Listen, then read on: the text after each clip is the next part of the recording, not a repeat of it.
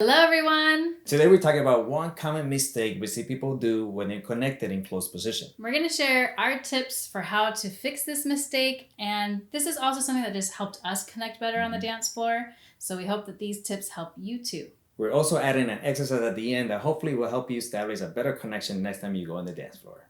So keep on watching. So one common mistake that happens on the dance floor when people are in close position has to do with this hand and how it doesn't want to stay still. What I mean by that is that it keeps moving around, and it doesn't take much for this to create a lot of inconsistency with your connection. If your hand is moving, it peels off and it peels back on, it's just gonna get in the way of how you lead.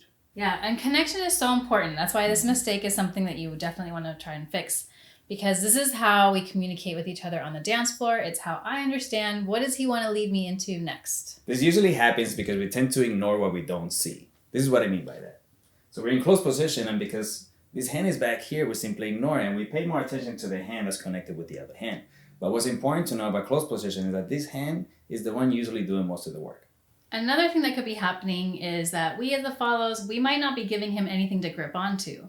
What I mean is if I roll my shoulders forward, there's nowhere for him to really hold on. He might slip off, and it just makes it easier for that hand to slide around. The other thing that could be happening is we might be taking different size steps. And we see that a little bit more commonly when there's a big height difference between the couples. We can easily fix this with awareness. Once you're in close position and you have this hand back here, it's a matter of just being aware and making sure that that hand stays in the same spot. So try to find that sweet spot. I try to find those grooves. Every lady has a different shoulder blade. So try to find the one spot that gives you the best connection and do your best to keep it there. To some people, that's the shoulder blade. Some people like to connect in the middle. Some people like to connect in the lower back. But for me specifically, if I'm dancing with somebody for the first time, I find that up here, I get the most connection, the most control. But once I've been dancing with a more advanced dancer, I feel like I could connect a lot lower because I know that this allows her to move her shoulders. And we can help by bringing our shoulders back and down. So if your problem is that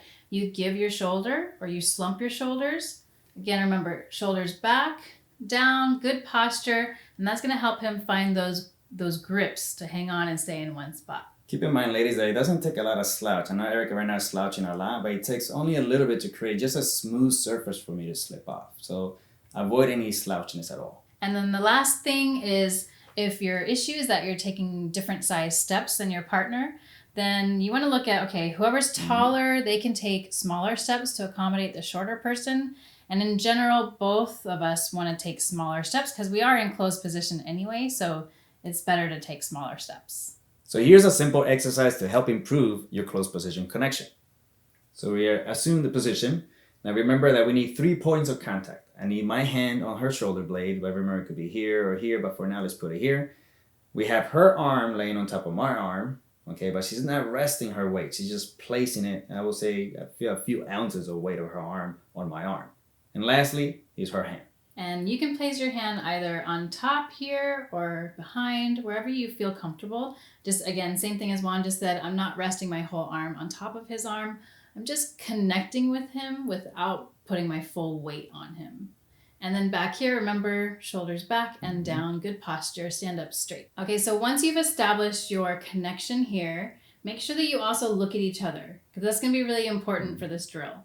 And what we're gonna do is, we're gonna start with the leader. He's gonna walk forward, starting with his left foot, and the followers, we're gonna start with our right foot, walking backwards. And the key here is you're not gonna tell each other when you're gonna start. He's just gonna start and I need to react. And I'm trying to listen through this connection and through watching him is when is he starting. So let's give it a try. We're gonna look at each other and connect.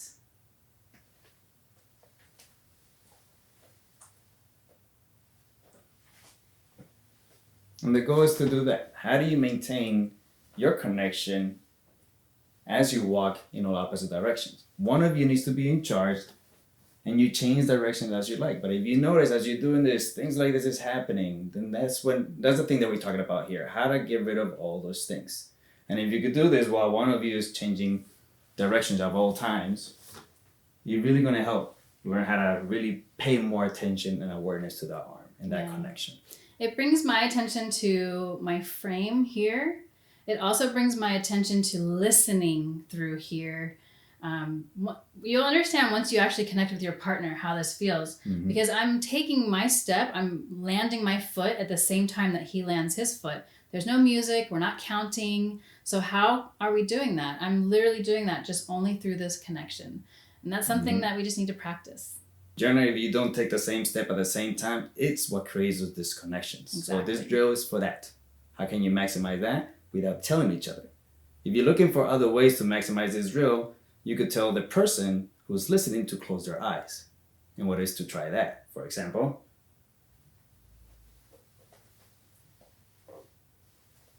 and she just listens to me the same way, but now, if anything, I would say she's more in tune with the connection with the eyes are closed.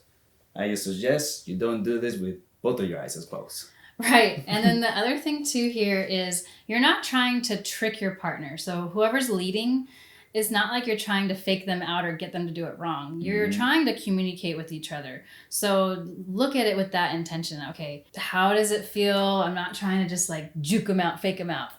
So try that out. I know it will help you. It helped us and it has helped many of our students. And thank you so much for watching, and we hope to catch you again on the next video. Peace out. Bye.